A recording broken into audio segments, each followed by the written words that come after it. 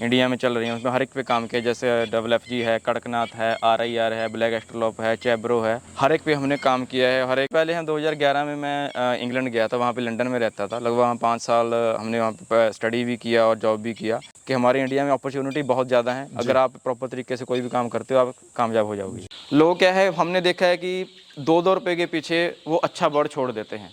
वो फलाना चरी वाला 2 रुपये सस्ता दे रहा है, पर उसको ये नहीं सोचते कि कितना महंगा पड़ेगा। आपको इसकी एग्जांपल बता देता हूँ। जैसे हमारा अभी ये बर्ड है, तो लास्ट ईयर 122 दिन पे ये पहला अंडा देना चालू कर दिया था, लगभग 4 महीने में। जो नॉर्मल ब्रीड है वो 5.5 से 6 महीना 5 महीने से बाद अंडा चालू करती हैं। जब 4 महीने के बाद ये बर्ड 90 ग्राम खाना चालू कर देता है, तो उस वक्त लगभग 1 लाख रुपया पर महीने का अगर आप लगभग 1000 बर्ड पे खर्च आता है। मगर भाई अगर ये 5.5 महीने में आएगा तो 1.5 लाख वैसे ही किसान का नुकसान में चला जाएगा। किसान भाइयों, आज मैं पहुंचा हूं पंजाब के अंदर और आपको पोल्ट्री फार्मिंग बिजनेस के बारे में ऐसी डिटेल में जानकारी देने वाला हूं जो कि आपके लिए बहुत ही इंपॉर्टेंट होने वाली है। किसान भाइयों, आज मैं पहुंचा हूं मनप्रीत भाई के पोल्ट्री फार्म पर। इनको लगभग 9 साल का बहुत ही गहरा अनुभव है पोल्ट्री बिजनेस में। तो किसान भाइयों, आज की इस वीडियो में डिटेल में बात करेंगे पोल्ट्री बिजनेस के बारे में। और सर का अगर बैकग्राउंड की बात करें तो पहले इंग्लैंड में थे, इंग्लैंड से फिर वापस आए और यहाँ पर पोल्ट्री बिजनेस की शुरुआत करी। तो किसान भाइयों, वीडियो काफ़ी इंपॉर्टेंट होने वाली है। तो चलिए फटाफट से वीडियो शुरू करते हैं और साथ ही मिलवाते हैं आपको मनप्रीत जी से।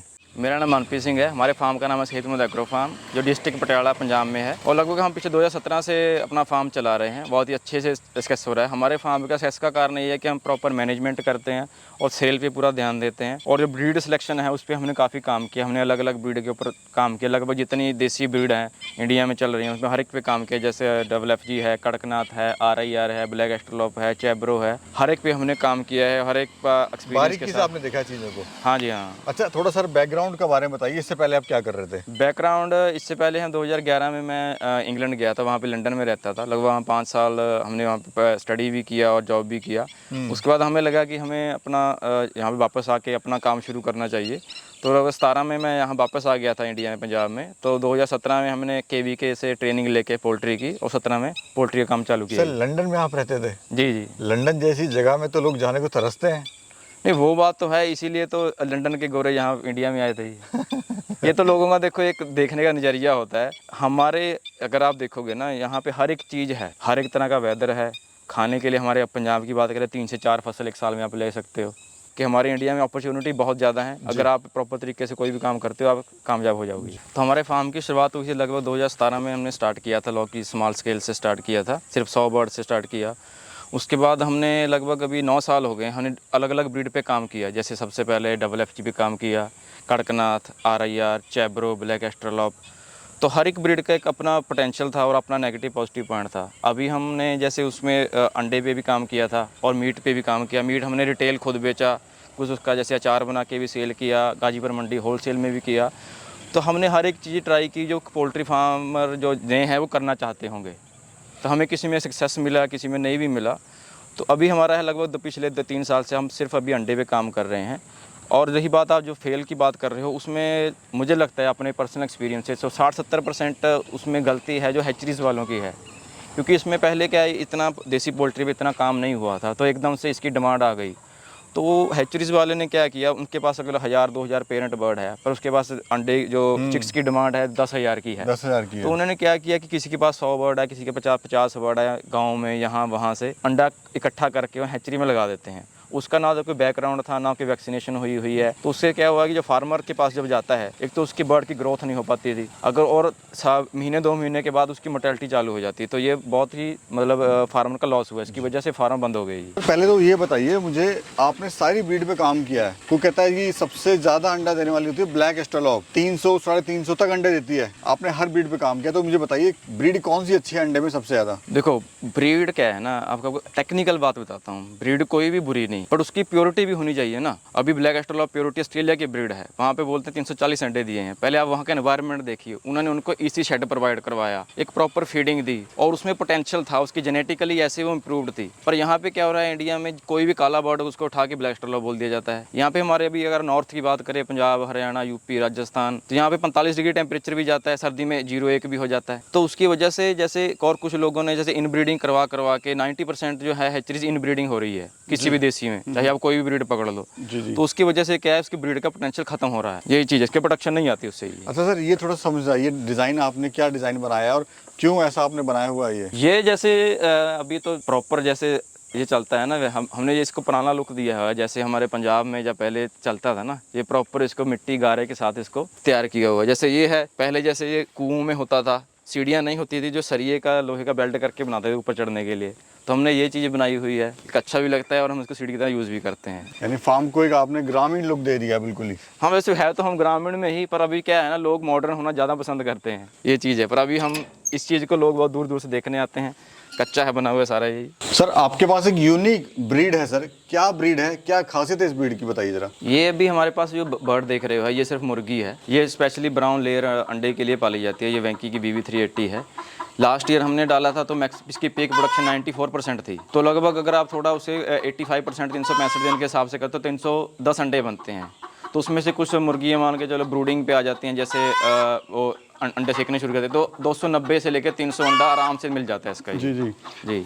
इसमें सर आपका जो बिजनेस का जो तरीका है वो बिल्कुल ही डिफरेंट है। जी जी। मतलब आप सर 9 साल से कर रहे हैं, ये अपने आप में बहुत बड़ी बात है कि आप 9 साल से कर रहे हैं सक्सेसफुली पोल्ट्री बिजनेस।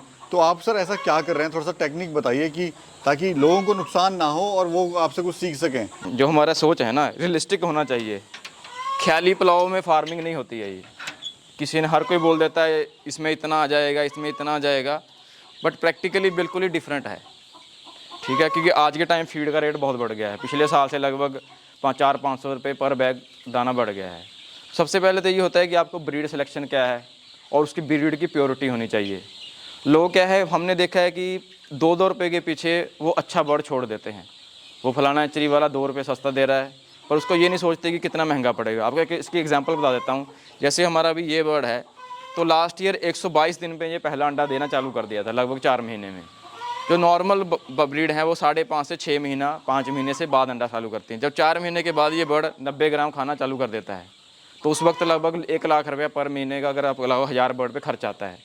मगर वही अगर ये 5.5 महीने में आएगा तो 1.5 लाख वैसे ही किसान का नुकसान में चला जाएगा।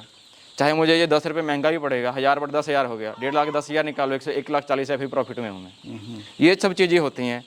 और दूसरी बात ये होता है, आपको एक टिप्स बताता हूँ। फार्मर अगर कोई अंडे के लिए कर रहा है या मीट के लिए, वो क्या करते हैं, मुर्गा मुर्गी मिक्स डालते हैं। अगर आपको पैसा कमाना है, जैसे आपको कन्फर्म हो जाता है अपने एक्सपीरियंस के हिसाब से इसमें कौन मुर्गा है कौन मुर्गी है, महीने 10 दिन के बाद, 2 महीने के बाद उसको आप सेपरेट कर लें। क्योंकि मुर्गे की डाइट ज़्यादा होती है, चाहे कोई भी ब्रीड हो, उसको आप अलग तरीके से डालें। उसको आप थोड़ा सा जैसे फीड में थोड़ा मॉडिफिकेशन कर लें, पेट उसका जैसे वजन बढ़ जाएगा, और मुर्गी को अलग से डालें। अगर आप ऐसा नहीं करते हैं तो वो क्या करता है, मुर्गी की फीड भी मुर्गा खाता रहता है, तो आपकी मुर्गी की प्रोडक्शन लेट आती है और मुर्गी का साइज़ छोटा रह जाता है। उसकी वजह से क्या है, अंडे का साइज़ छोटा रहता है। जब आप मार्केट में सेल करने जाते हो, कस्टमर बोलता है अंडा छोटा बहुत है। ये सीक्रेट्स हैं सर कुछ? यही सर मैनेजमेंट है। जी जी। अभी सर जो अंडा आप कहाँ सेल करते हैं? अंडे का क्या है, अभी हमने पिछले लगभग 4 साल से हमारा खुद का ब्रांड है सेहतमंद देसी एग्स के नाम से, तो हम डायरेक्ट कस्टमर को सेल करते हैं। कुछ शॉप्स पे जाता है, बाकी हमारा फार्म आउटलेट है, यहीं से हमारा अंडा सेल हो जाता है। मोस्टली तो हमारा यही मतलब डायरेक्ट कस्टमर को जाता है अंडा। ठीक है जी। सर दूसरा, जैसे अभी आप अंडा वगैरह सेल कर रहे हैं, खुद की मार्केट भी आपने बना ली है, तो कोई अगर शुरुआत करता है 500 देसी मुर्गी से, तो कितना खर्चा आएगा और कितना उससे बेनिफिट ले लेगा वो? देखिए सर, खर्चे का तो अभी आप जो लास्ट ईयर था, इस बार तो फीड का रेट बढ़ गया है। लगभग आप अंडे के लिए काम करना चाहते हो तो लगभग 300 रुपये में पर बर्ड तैयार होता था ये। ठीक है जी। हाँ, तो तब फीड का रेट सस्ता था, अभी आप और एक्स्ट्रा थोड़ा लगा सकते हो उसके बाद। और अगर आप इसको उसके बाद में रनिंग कॉस्ट बताते हो, अगर आपकी फार्म की प्रोडक्शन 50% है तो उस वक्त आप नो प्रॉफिट नो लॉस में होते हो। उससे आप ऊपर आप कितनी प्रोडक्शन लोगे, 60 लीटर 70 लेते हो, वो आपको बचेगा। तो ये अगर फार्मर है, वही चीज़ है कि एक प्रॉपर मैनेजमेंट के साथ काम करे। और दूसरी बात क्या है, एक फीड में भी इसका बहुत झोल रहता है। अभी फार्मर को ये प्रैक्टिकली बता देते थे, आपने 122 ग्राम 120 ग्राम फीड देनी है, उस फीड के अंदर डाला हुआ क्या है ये फार्मर को नहीं पता होता है। क्योंकि अगर आप देसी का नाम लेते हो ना, तो जैसे फीड कंपनीज़ हैं जो कोई लोकल फीड होती है, वो सस्ता दाना तैयार करके दे देती हैं फार्मर को। ये चीज़ का भी ध्यान रखना पड़ता है। कहीं कहीं फीड का भी नुकसान है। हाँ जी, हाँ जी। अच्छा सर, जैसे आप लंदन में थे सर, लंदन से सीधे आप अपने गांव में आए, आपने देसी मुर्गी पालन, तो क्या सोच के सर आपने शुरू करा? लंदन में क्या वो चकाचौंध वाली ज़िंदगी पसंद नहीं आई आपको, या यहाँ कुछ अपना ही कुछ करना चाहते? नहीं, वो भी एक बहुत ही अच्छा एक्सपीरियंस रहा है वहाँ पे, क्योंकि मैं वहाँ पे यंग एज में चला गया था। तो वहाँ पे हमने पढ़ाई भी की और काम भी किया। उसके बाद बहुत कुछ सीखने को मिलता है, जो कि चाहे अपना बिजनेस हो तो अपने देश में करना पड़ता है, अच्छा रहेगा। क्योंकि अगर आप वहीं पे रहते सेटल डाउन हो जाते हो तो आपको यहाँ वहाँ के चाहे PR लेना हो तो वहीं पे बहुत सारा खर्च हो जाता है, तो लगभग आधी ज़िंदगी इसी में ही गुजर जाती है आपको पेपर इकट्ठे करने में ही। तो उससे बेटर था कि हम यहाँ वापस आए, अपना बिजनेस चालू किया। जैसे हमारे पास पोल्ट्री है, हम हल्दी का काम कर रहे हैं, बाकी हमारे पास और खेती है, प्याज है, धान गेहूँ लगाते हैं, थोड़ा डेयरी का है जिसमें हम देसी घी वगैरह सेल करते हैं। तो एक प्रॉपर अभी हमारा बिजनेस अभी स्टैंड हो गया है ये। तो हल्दी में क्या कर रहे हैं सर? हल्दी में हमारे ज़्यादा खुद की हल्दी लगाते हैं और उसके बाद उसको दूसरे फार्म को सीड भी देते हैं, बाकी उसका डायरेक्ट जो पाउडर बना के है वो हम सेल करते हैं ये। अच्छा, ऑर्गेनिक हल्दी आप हाँ जी, बना हाँ रहे हैं? जी जी। अभी सर ऑल ओवर क्या प्रॉफिट ले रहे हैं आप इस सबसे बिजनेस से?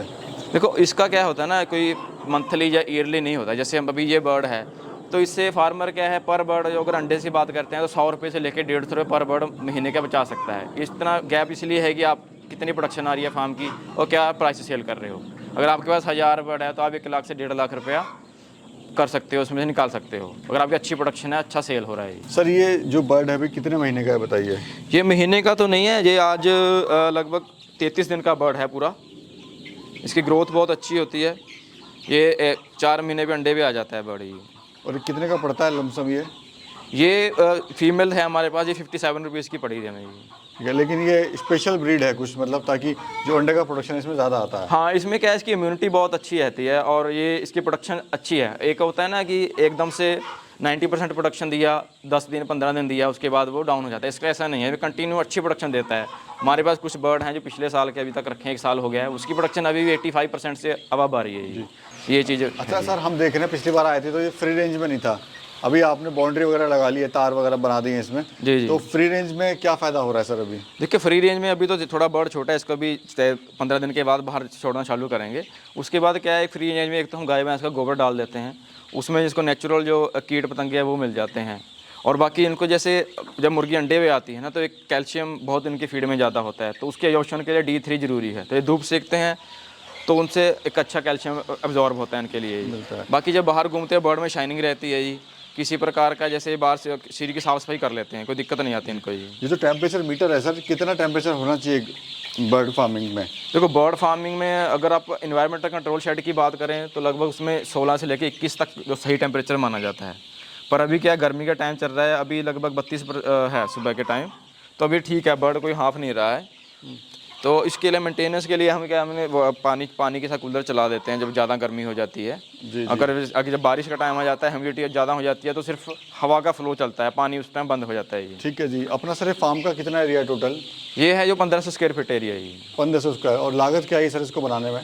ये लगभग उस टाइम 2019 में बनाया था हमने ये, उस लगभग 2.25 लाख के आसपास का खर्चा आया था ये।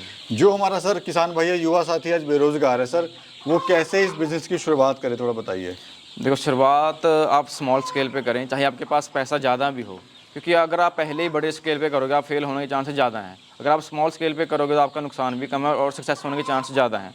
तो आप स्मॉल स्केल पे करें और आप इन नए फार्म पे विजिट मत करें जो साल या 1.5 साल से चल रहा है, उस पर आप ना जाएँ। तो लगभग 3, 4, 5 साल से फार्म चल रहा है ना, आप उस फार्मर का एक्सपीरियंस लें। और दूसरी बात होती है कि हमारे पास बहुत बंदे आते हैं, जब हम उनको रियलिटी बताते हैं ना तो उनको नेगेटिव फील होता है। जो जैसे कोई नया बंदा आता है ना, उसको अच्छा पॉजिटिव सुनना होता है, इतने लाख बन जाएंगे, इतने करोड़ बन जाएंगे। तो आप पहले सारा सर्वे कर लें, अच्छे से घूम लें। आप घूमने में 10, 12, 15 हज़ार खर्च करें, उसके बाद फार्म चालू करें तो लॉस नहीं होता है। बहुत बहुत शुक्रिया सर, आपने बड़ी अच्छी जानकारी दी, बहुत बहुत शुक्रिया। धन्यवाद।